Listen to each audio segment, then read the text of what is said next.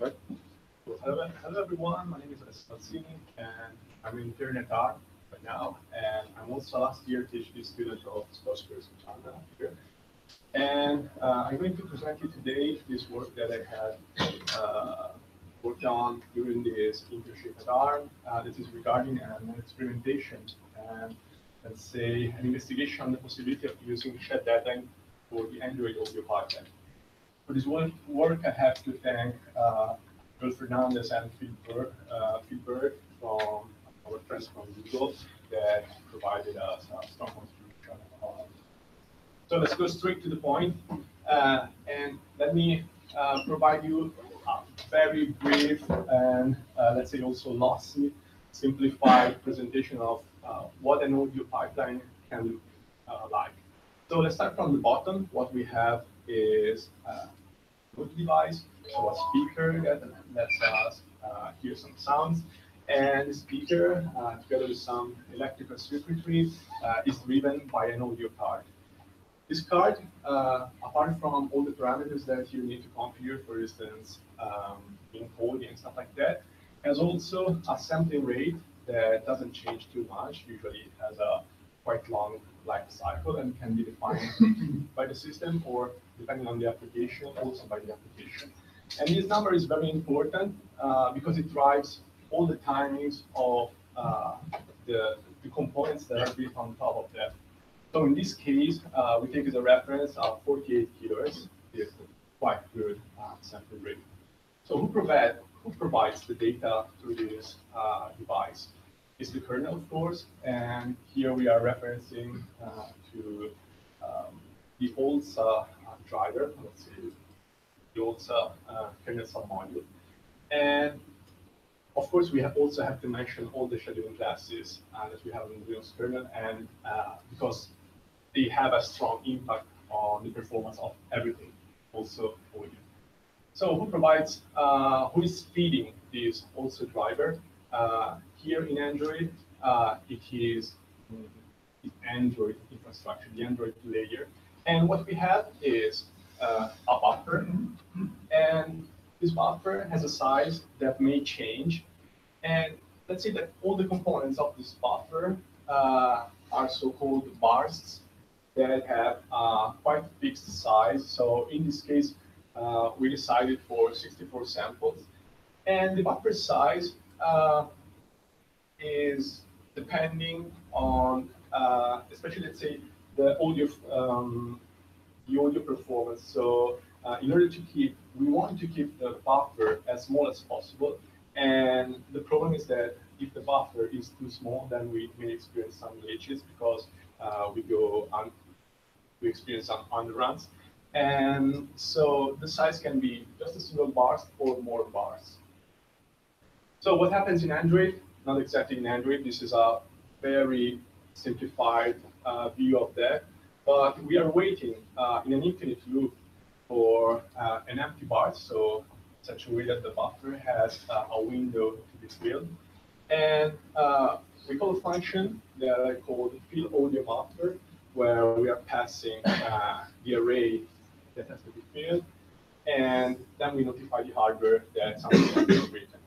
Now, this is not a real function from the Android, but it's the application who needs to provide this function, and then this is just a callback to the application. So what happens on the application side is, again, we know that we have to fill a buffer of a given size. And so we need to compute all the audio samples and to fill the buffer. And this loop has a timing that depends on the sampling rate. So let's say that from a throughput point of view, we have to produce a sample every approximately 20 microseconds. And the loop for the whole function has a timing, has a period that is approximately 1.3 milliseconds. So, but what do we want from an audio application, an audio pipeline? First of all, we want it to be power efficient because when you think of Android, you think of mobile devices, smartphones. So devices that take the power from a battery. And so, of course, it's not a good idea to run at maximum frequency. The reason is, first of all, power consumption.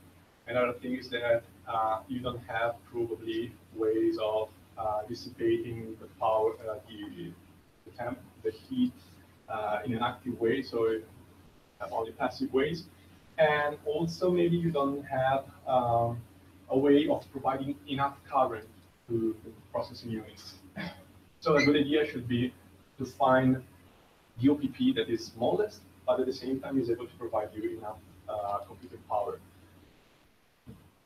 We also want it to be low latency. So as I said, we want the buffer to be as small as possible, but at the same time, the buffer is required because since we are not able with a best effort scheduling algorithm to provide some timing guarantees, then we need the buffer to attenuate, to amortize periods of time when the processor is probably doing something else and is not able to produce enough samples at that time. Finally, since we have an audio application, don't think of just a media player or stuff like that. Try to think of, for instance, as a virtual instrument. In a virtual instrument, you have the user who is playing, for instance, a virtual keyboard, and you can have the situation of the user playing just a single note or many notes. And the life cycle of a node is not just when you press and release. You also have some decay that has to be managed, also other filters. You cannot just discard it. And so what happens if you have, for instance, if you are driving your frequency relying on the past, on some utilizations that you have sampled by the time. When you have an increase of workload, maybe the CPU is running at a lower frequency, and you can experience some underruns and then audio glitches. So it has to be reactive to workload changes.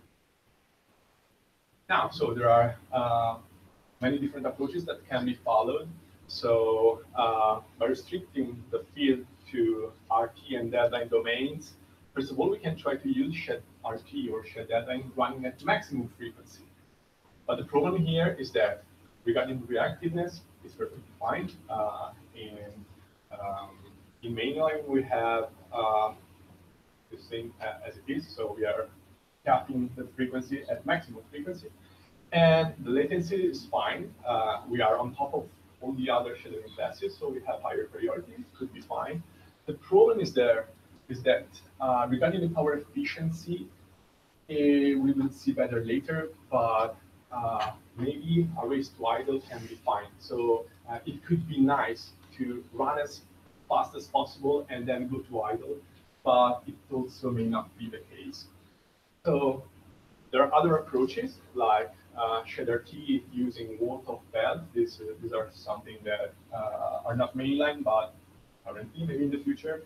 And so it means that we are driving the frequency according to measure the utilization of the RT class. And this is a problem because regarding the power efficiency, yeah, this can be fine. So we are running at lower frequency, we are consuming less power, but it's not reactive because we still have to grow our utilization and then increase the frequency after some amount of time.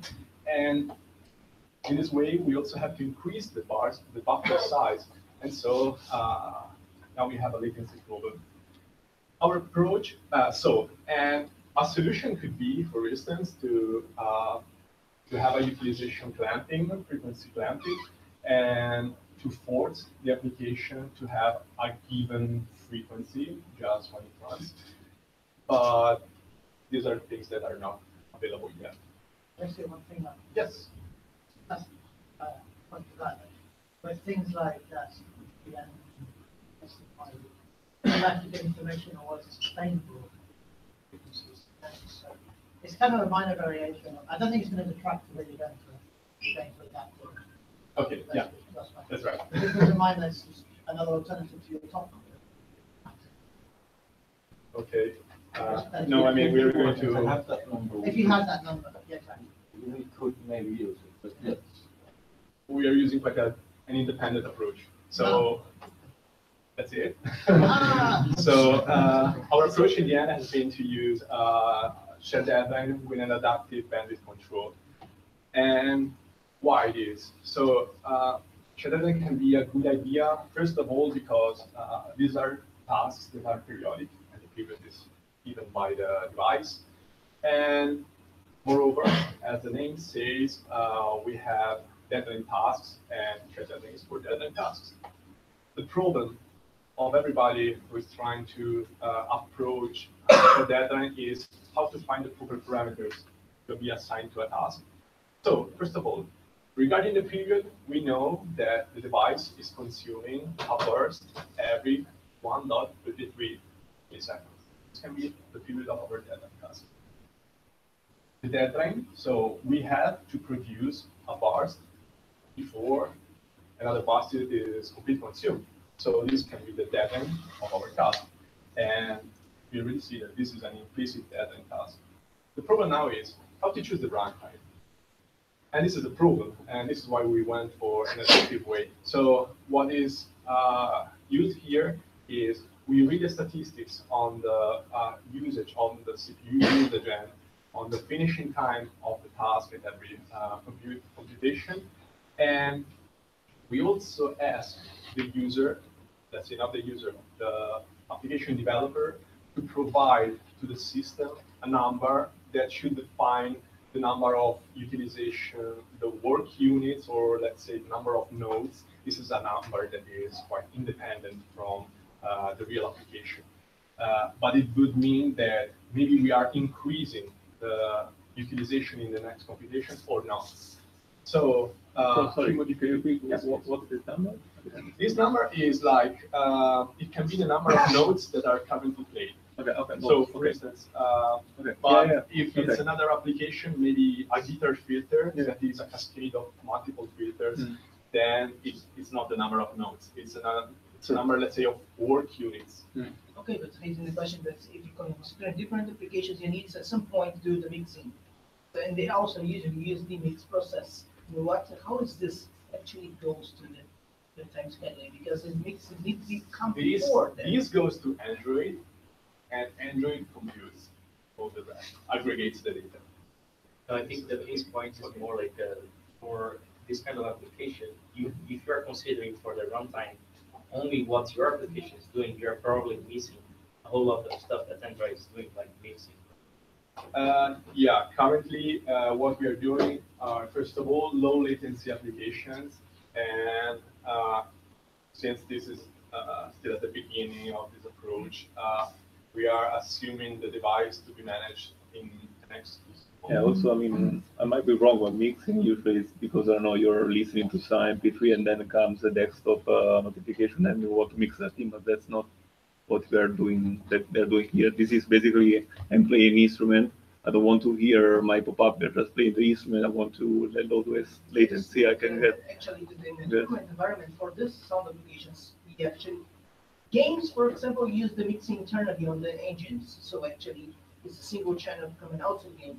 But for audio instruments, VST is different pipelines that actually mix them together in a single place before going out. So you need to schedule all the outputs, not this single. is another problem. This means to serialize multiple deadline tasks, and this is something that I will say later is still missing on deadline. And But you're using exclusive mode. Yeah. so we are the only one who are able to write on the thing. The Android is specific, you can have an example like everyone is. If you are in exclusive mode, there cannot be multiple tasks that run in exclusive mode. But if you want to not run in exclusive mode, you need to apply something more, of course, and you need to apply interdependencies of tasks of scheduled deadline that are not yet available. Yeah, this is a very simple experiment, like single thread. Yeah. When was exclusive for that? It was recent, but I think added 8.1. Yeah, in O it was added. Using a audio. And it's only supported by the Pixels. The other devices, the Samsung ones and all, they use the other. So weird. Because it's hardware dependent. Like, Why is it hardware dependent? I also can do exclusive mode. Yeah. It should not be hardware dependent. That's just ridiculous. Yeah, it's, That's what That's how it already, is, but, that's what Jack and also you I already know, do. I mean, I you have a can, question. Also, there's a That's very limitation for doing much. that. I know ANSA has that more directly do the MMIs. It's something with the vendors and the drivers they provide. Market. So anyway, what we have to introduce is from the application side, as I said, a fallback, or let's say an API that notifies Android that there's a change on the workload. So we provide the number of work units that are currently generated by our application. This function, what does internally is it tries to estimate the next runtime required by using the past runtime that has been measured, and it performs another shed setup with the new runtime. And what we have more is this update runtime statistics that is called every time to update the statistics of, I mean, how long it took to perform the user space callback. Okay, so let's see some experiments. Now, our device is a big battery, Google Pixel 2, running AOSP version B, a master version of, let's say, December, January. And the kernel is now the main line. It's a 4.4 MSM worldwide, so but it's still open source. And thanks Joel for helping me in backporting and doing most of the backporting of the latest data patches, especially URIS patches for scaling the frequency according to the data bandwidth. And they're using an AppCape Revision B board to measure all the power. So the power that is provided both from the battery and the USB. And as a workload generator here, that is, since it's much easier to be managed, we are using kind of a simulator of the audio pipeline. So we have a real synthesizer that is producing data, but instead of being thrown inside OLSA, we have a virtual device that takes into account the update of the buffer. So that we just open sourced it. Our audio team developed that. I think 2 weeks ago. It's on GitHub now. And the nice thing about that is it simulates all like the audio synthesis and the filtering and all that, those algorithms. But the audio hardware doesn't exist. That's like virtual. But the actual CPU usage is like what it would be like in the real world. And the other nice thing about that is it doesn't depend on Android user space. So that's like cyclic test or something. So you could like totally use that for testing the scheduler and stuff like that without any dependency on Android. Running on Linux on that. And you can make it like change the number of nodes dynamically to see if deadline is adapting or not, and stuff like that. Cool. And of course, some advertisement. This run have been automated thanks to the use of great work. And I have to say that all these experiments have been performed on a Pixel 2, but on a big CPU. So, why in the CPU?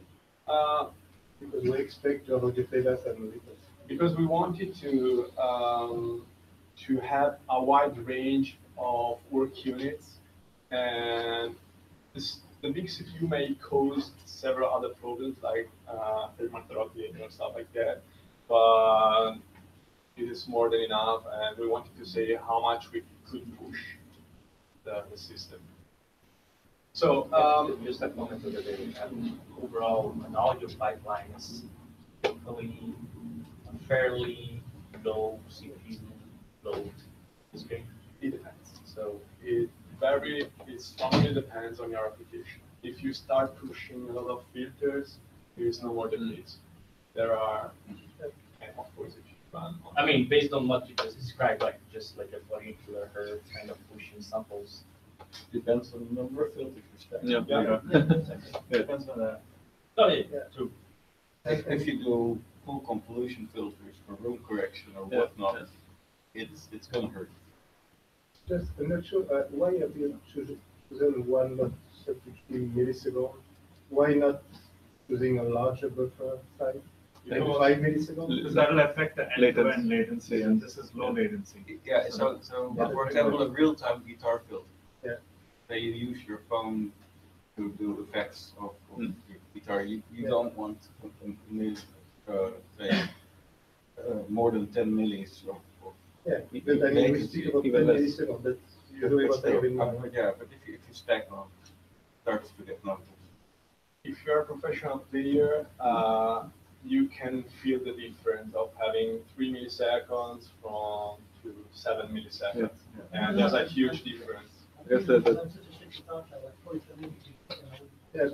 Yeah, but for example, between 1.3 and twice longer. You show that the professional can.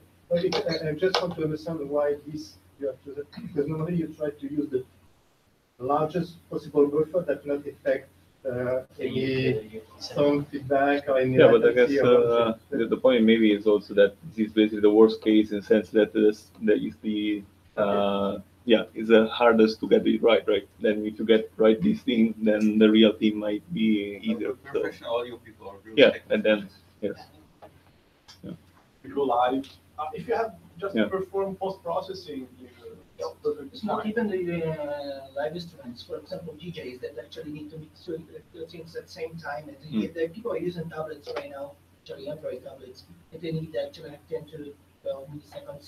So as to Yeah, I agree 10 to 12. We are speaking about 10 times shorter. That's my point. I just wanted to make sure why it's only 1.3. We want to stay lower than 4 Yeah. milliseconds. So anyway, these are the experiments. I'm going to present you some charts like this. So let's see what we have, what are the important things and what are the different charts. So this is the output of SynthMark, certified. And the important number is this value. This is the current latency that we are measuring. So it's, as you see, it's a multiple of the burst size. Now we have 2.6 periodic milliseconds, means that we are, let's say, doing double buffering. So we have a buffer that is 2 bursts. And what we have also is an histogram of the time that has been required to produce the different bursts. We have the number of notes to be played, so the number that is provided from the application to the Android framework. Here we are running from 20 to 140. No, sorry, from 5 to 140 work units. Nodes can be the number of filters, can be whatever you want. What we also have is the runtime that we are predicting for the next burst. We also have, these are some traces that I got, and I will tell you now why. So in order to provide some statistics on your last runtime, you could use a simple clock get time with clock monotonic, and it can be fine. Unfortunately, when you are changing the frequency of the processor, maybe you can read values that are completely untrustable. So what I'm using here is, so the runtime timer is a clock get time on clock monotonic. Runtime DL is the remaining runtime of shutdown. So the remaining runtime in the latest, with the latest patches of shutdown is scaled according to both the frequency and the capacity of the processor. So this number is normalized like if the task was running on the fastest CPU at the fastest frequency, at the maximum frequency.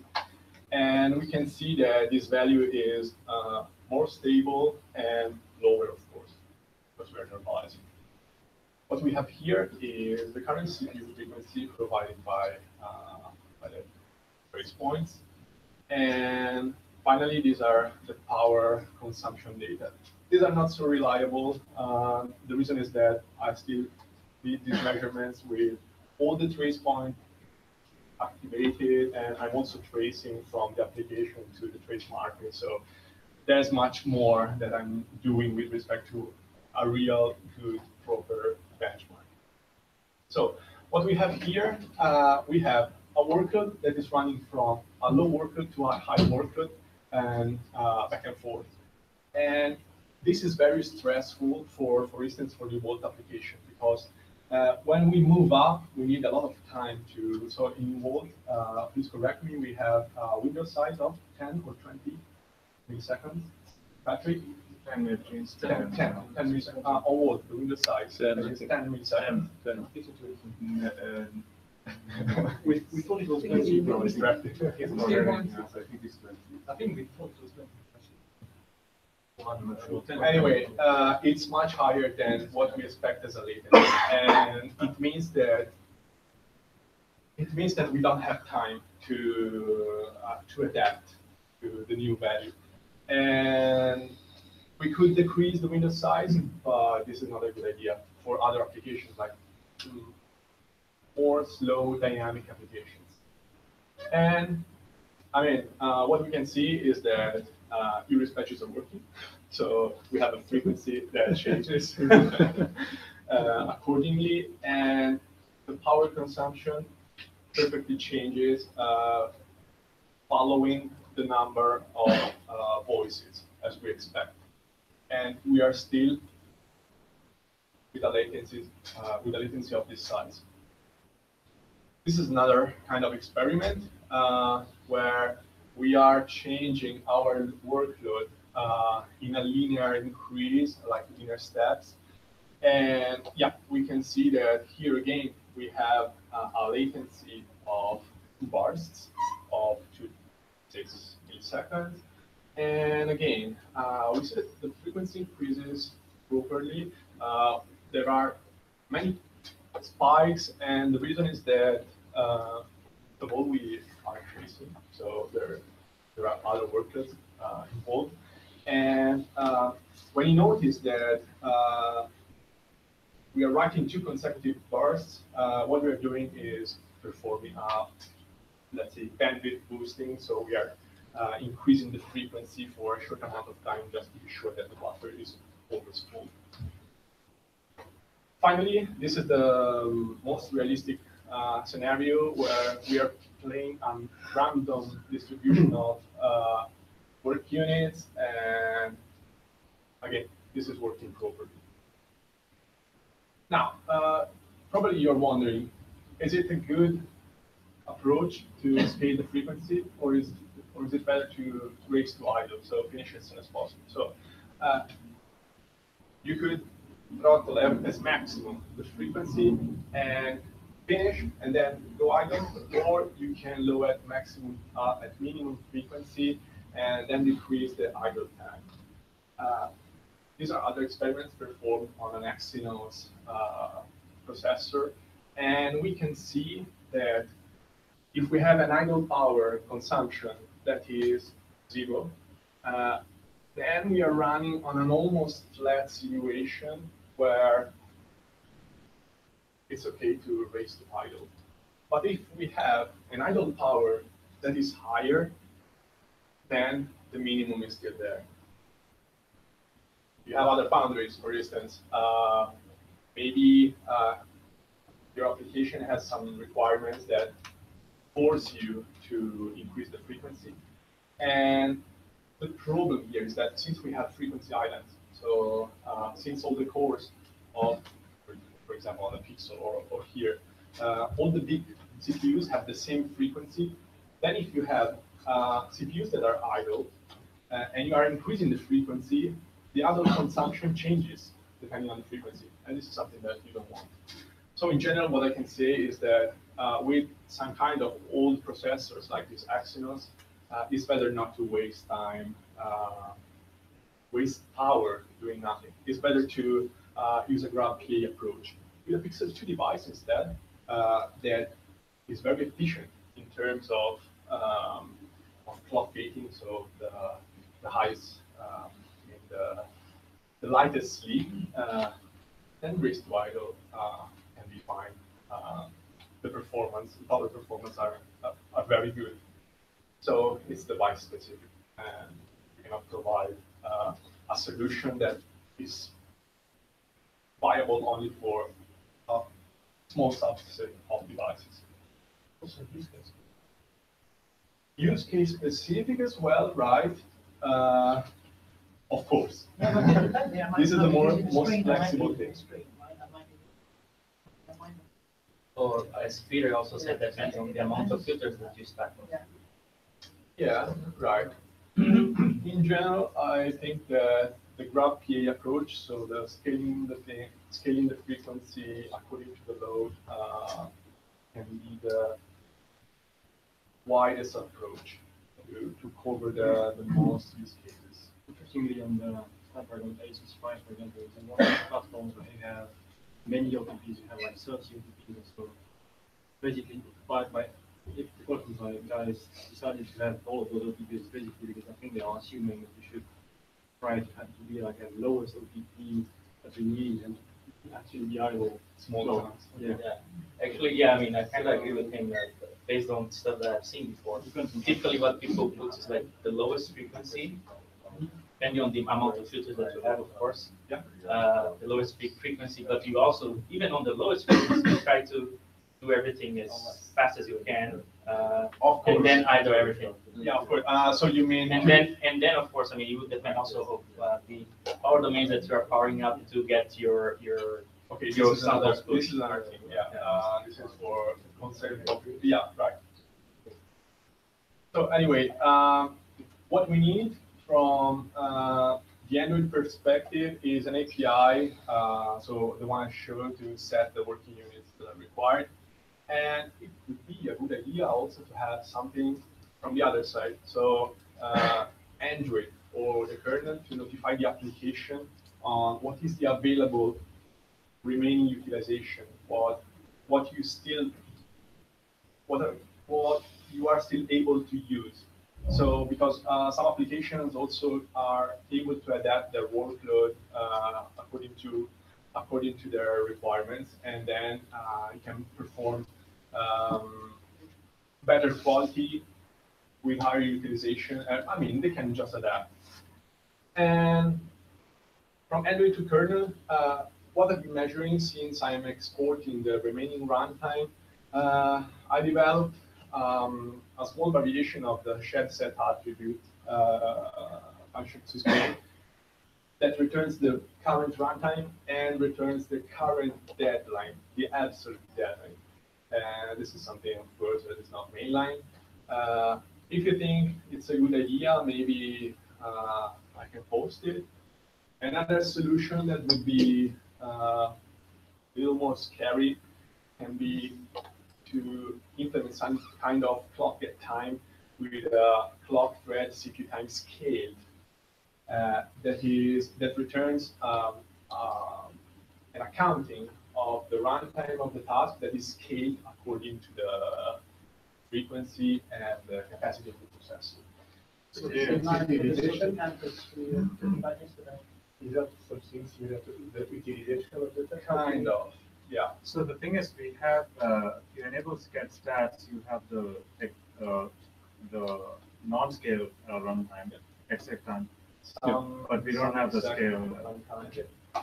But if we set if the task was running on the biggest CPU at the maximum frequency, then we could use that. And this is so that the application knows how much Load, time there is left. No, it's to How like, much time it gets used? It's for it's so that it can set the deadline parameters in the normal. The runtime is unknown. Yeah, I mean, To compute it. Yeah, I know. So it's used by the application to give a time dimension to the work unit, which is this abstract In information. this case, it is for periodic tasks or for adaptive workload tasks. It's important to understand how much you run in order to, of course, also to adapt the proper runtime to an architecture that you never used. Why it should be scaled? I mean, if you scale it, it might be bigger than the static one, right? Scale is Because- smaller than So it's scaled the other way. Yeah, I mean, it's scaled in such a way that as if it Okay. would run on the maximum rate. These are two approaches. Please provide feedback on that. So the drawback can be other with the scared get after approach is that you have this issue with the replenishments, right? Of course, the problem here is that we have to update the run queue clock, and we have also to statistic and have to spin lock the RQ. And this is something probably that we don't know, we don't want. But actually, if the task was not running, this is an approach that we also found in another place in the kernel. I mean, if the big problem is when the task is running on another CPU. I mean, it can be amortized. This is not always the case. And let me rush a little bit, otherwise I cannot finish. So, yeah, and this is something that the thing that Luca was presenting. So, some capacity aware is such a way to properly migrate the tasks to the CPUs that fit the requirements. Finally, a few other ideas. So, it could be nice to have a way, maybe we have some patches on that, to export user space what is the current bandwidth that is used by shared data and tasks. And I mean, in such a way that you can allocate the bandwidth that you know, not asking blindly for some bandwidth and then receive an EBZ from the syscall. So you already know what is the available bandwidth, and then you can allocate what you want. And another idea can be, so this is something important as well. So the problem here is that the deadline of the task and the period of the task are not necessarily the same of the deadline of sched deadline and the period of sched deadline. So they can, they're not exactly the same. They can have some offset. And it would be nice to have a callback to synchronize these two executions. So Tommaso said that CBS actually already does that. The price is that you may have a replenishment in the middle, and maybe But only if you have overrun, right? You have, sorry? overrun. Only if you do not. Only if you've misbehaved. Otherwise, CBS will not do anything. Yeah, right. But you don't know if Yeah. You need to misbehave at least once. And So people wanted a signal on throttle. Would that be sufficient? it's already available. Let's see. there's a sig overrun. Yeah, there's a Did overrun. we merge that? Yeah. Done. But Right. the problem is that the accounting of the data and all the things have a starting point that is exactly the time at which the shell setup is performed. But we don't know if the real task is running at the time the proper periodic workload, or maybe you can have some difference in phase, so your period of the task can be slightly different from the other, and So there's some synchronization. The idea was that you set the attributes and then you go to sleep.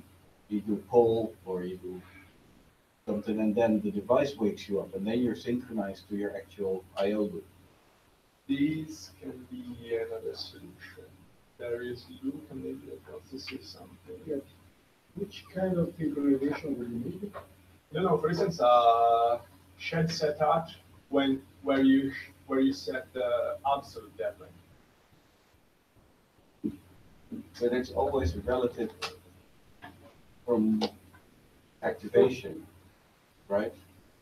No, This- no. The absolute. Yeah, I that's think you can Yeah. change the absolute deadline on the fly, but in the case you would have to time it. point is, if you have enough, to- if you have enough bandwidth, the absolute deadline will be your wake-up time plus the relative time. Yeah, but if you don't want that, if you want that, Sorry guys, sorry to interrupt. We have to take it over beers, this discussion, and move to the next one because we're running out of time. Okay? have the dinner. Yeah, thanks. So thank you.